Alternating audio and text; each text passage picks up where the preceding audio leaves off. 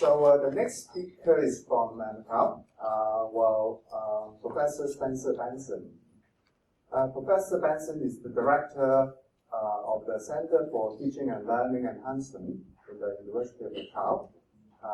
Professor Benson is going to share with us how to use the e-portfolio to document student development in a 4-year residential college experience with UN case study. So, shall we?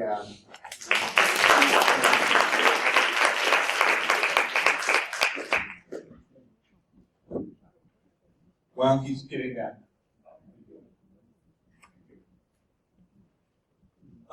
Good morning, everybody, and thank you for inviting me. I actually want to thank my colleague, Cecilia Chen. That is going to be one hard act to follow. Very nice. So what I want to talk about is our attempt to assess, monitor, and track student development of soft skills. Now, some of the slides you will have seen because my colleague, Professor Chen, talked about this, and you'll notice that Cecilia and I seem to overlap at least on a couple of things. So what I'm going to do, and I'm going to go through slides very quickly. Some background, talk about the challenges, talk about a solution, and then some conclusions. So I like to use this slide, the signature slide, and I won't read all of those. But I think what it says is that we really need to rethink or actually reassess. And what we're hearing here and everywhere, that discipline, education, and content sits in every student's pocket, and they can find information faster than you can lecture.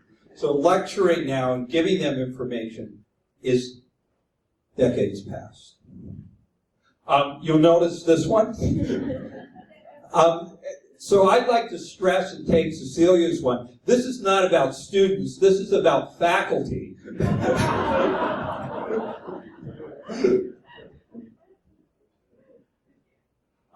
But faculty learn much slower. This is a painting from the 15th century. And what you will notice here is that things have not changed a whole lot in 5 decades. I don't think this was from Oxbridge. It was more from the southern part. You notice here the side conversation, the people checking themselves out, the person who stayed up till 2 in the morning. Here, the usual 4 people in the front row. And then there's this person here doing your homework for the next class. So it's a very typical, and it hasn't changed a lot. That's the traditional approach, and unfortunately, we could walk around any university anywhere in the world, and this is the bulk of what is happening. Except they would be using PowerPoint like me. But the educational landscape's been changing over the last couple of decades, and several very important changes. We've gone from teacher-centric to learner-centered education. If you're not aware of this, then you obviously haven't, you actually wouldn't be at this conference. The other one that's changing is that we're going from discipline to whole person education. Both of these are very positive changes, and these two things are very interrelated. If you don't know Sir Keith Robinson, Google him and watch his TED Talks. But basically, he talks about how much of our current university is based upon the Industrial Revolution and how we stamp out students as if we were stamping out Model T Fords, for those of you from the U.S. But in point of fact, this conference is about this. It's really about whole person and the education that occurs within the university context, which includes classrooms and laboratories and projects. But it really includes the life of students. One of the exercises I do in mini workshops for students and faculty, I have them draw their best learning experience. And what I see in that, and it's consistent, they don't draw classrooms, they draw life experiences on it. And we know that most learning occurs outside of the classroom. So the modern university is focused on hard skills, curriculum, classroom learning. Could be very interactive, lots of variation here.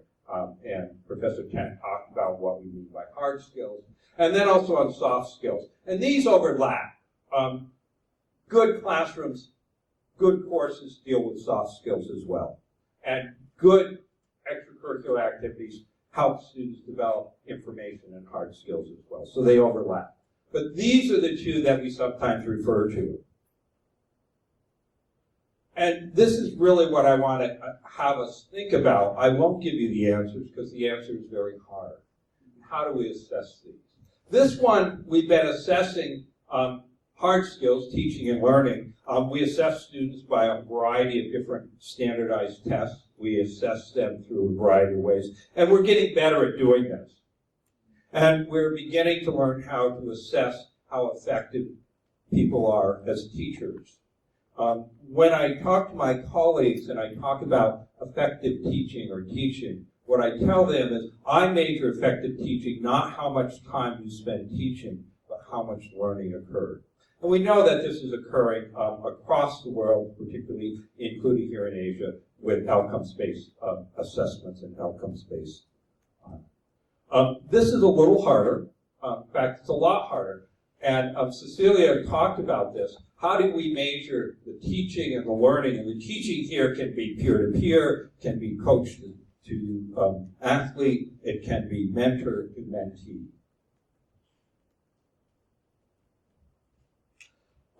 You saw this slide yesterday. This is the model for the University of Macau, our 4-in-1 education.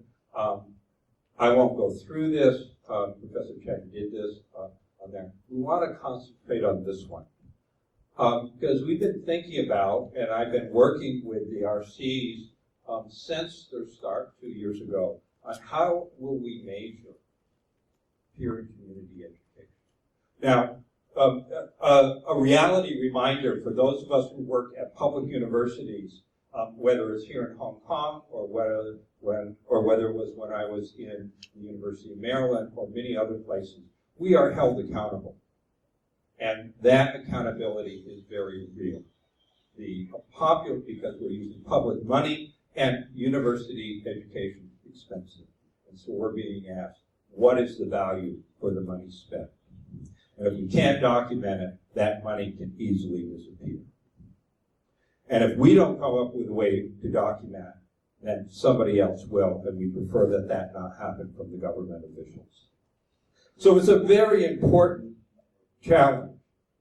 So I want to start, and a reminder here, that one of the big pieces about the RCs and community and peer education is that, I like this slide, is that it's involved in helping students adjust and make that shift from family to being on their own. It's a pastoral care model, which is really important. But at Macau and at many other places, in addition to the pastoral care, we have an academic grounding within here. So it's an academically based. It's not just a living community. It's a community, it's an academic living community. These are the 5 competencies. Again, interpersonal relations and teamwork, leadership, cultural engagement, citizenship and global perspective, healthy living. If you look at these and you look at the competencies and the skills from Hong Kong and other places, there's a lot of overlap. And if you think about it, all of you as very successful people have developed all of these skills and practiced them. And the question is, how did you develop it, and can we get others to do that? I should also remind people that, well, probably all of the people in this audience hold PhDs, work in academics. You represent approximately 3% of the population. We are not the general population. So what works for us may not necessarily work for the others. Let me go through quickly. How do we teach and assess them? And we're going to stop here. We decided to use an e-portfolio approach in doing this, and an e-portfolio, I'll slow down here, is a collection of work developed over varied contexts over time and can be advanced learning by providing students with a way to organize, archive, create, and display web-accessible digital pieces that represent their learning. What we're interested in Macau is the development of these skills not necessarily some benchmark that everybody makes. So the people who have really good skills get better, and the people who are just developing them get a little better. Advantages, it's got to be able to use existing resources, and this is the hard one. It's got to be scalable. There are 10 RCs. By year 4, there are going to be 500 to 600 students each RC. If you're going to access them, then that's 60,000. 6,000. That's a lot of staff hours. They're student-owned and derivative, and they help students develop a basic skill. We've been piloting this using a course on first-year experiences. These are the learning outcomes. I won't go through them, but basically there's a normal course. Our challenges. We had to get buy-in from the RCs, from the staff, and again, it had to be scalable. The challenge is how do we train the students and the instructors? The hard one is right here. Appropriate learning activities. If you're going to use e-portfolios, you can't tell people, well, do an e-portfolio. It's got to be directed, it's got to be meaningful, and it's got to be, you've got to be able to assess the outcome. Feedback, and then, of course, one we haven't solved, longevity and archiving. Who owns the portfolio when the student leaves? It's their work. These are all of the people involved, from the masters of the colleges, the associate masters, the resident fellows, and these are the people who teach, but down here, missing from the slide, are the students. We developed this over a couple-year period. We explored options, we developed a template, and then it's been run for 2 years. And some of my colleagues, the RC people from the RFs, the resident fellows are here. They can give you more information on that. Okay. These are some templates. These are student works. That student is blocked out. This is a really good one. You notice it's got visual stuff, it's got text, and this is the important piece. A portfolio requires that students reflect in a meaningful way about the experience. And this is really much more difficult than we expected. Telling students to write a reflection is like telling them to write something they've never done before. You can't just tell them, well, write a nice reflection. You have to help them understand what we mean by that. Or else you get things you don't expect that aren't very meaningful. This is one on cultural engagement, which is that, and again, this one is a little different. What I learned. So the person reflected on what they learned on that piece. This is one on healthy living, my crazy eating day. But notice here, no reflection on this. So this piece is much harder to do. It's completing that cycle and developing a habit of mind of being mindful about what they are doing and why. This is one on cultural engagement. It's a really fun one. Looks really nice. It was on a Halloween piece. But this is often, and it's difficult to do when you have hundreds of students, it's pretty shallow. I mean, it's a start, but it's pretty shallow. So we have a lot of, this is not easy. You have a lot of work. So the questions and the challenge you face is how do you move these students along? Some of these students start high, and you don't really need to worry about them. They're nice models. But many of the students are here. And how do we get these students to be like those top? And what the RCs do is to help every student move up. So what we're doing here is we're integrating these and monitoring it. And the real challenge is that we don't have the solution. Because this RC experience is over 4 years, we're now just beginning to grapple with the concept of how do we assess students in their year 2 and their year 3. And how do we use this vehicle because we have the potential to actually be able to document and measure individual student development. The challenge is, can we do this when we can come up with a template and a way to assess it meaningfully in a very short period of time? You cannot ask a staff member to spend 150 hours assessing portfolios. They don't have the time.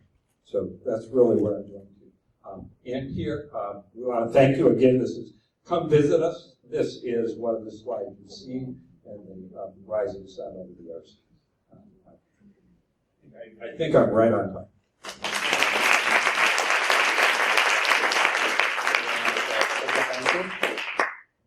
Oh, there's a very, very nice campus in the